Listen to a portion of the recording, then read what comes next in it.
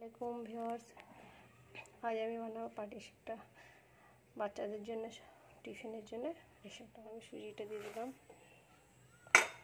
ময়দাটাও দিয়ে দিচ্ছি এর উপরে আমি, আর এখানে আমি ইস্টটাও দিয়ে দিচ্ছি, একটু নুন দিয়ে দেবো, মতো নুন দিয়ে দিচ্ছি এটা হিসাবে, নুন দিয়ে দেবেন। এটা ভালো করে আমি পেস্ট করে নেব। এখানে আমি গুঁড়ো দুধ দিয়ে দিচ্ছি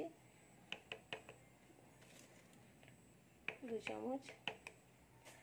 এটাকে আমি ভালো করে গরম জল দেবো আর এটাকে পেস্ট করবো সুন্দর করে। এইরকম ভাব থাকবে। আমি এটাকে তৈরি করে নিয়েছি ভালো করে। তো এটা আপনারা মিক্সেও আপনারা পেস্ট করে নিতে পারেন একদম সুন্দর করে। বন্ধুটা আমি এসে গেছি, বেটারটা 15-20 মিনিট রেখেছিলাম।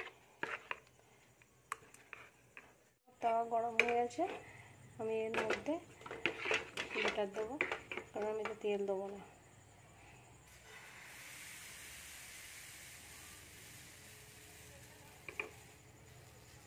হয়নি, এটা হয়ে গেলে আমি আর উল্টাবো না, এক তরফ থেকে হবে।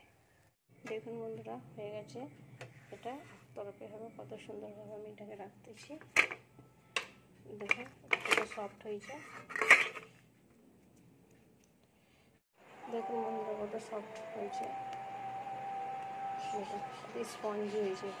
এটা গুড় বা এটা দেখুন খেতে পারবে। আমাদের বাড়িতে এইভাবে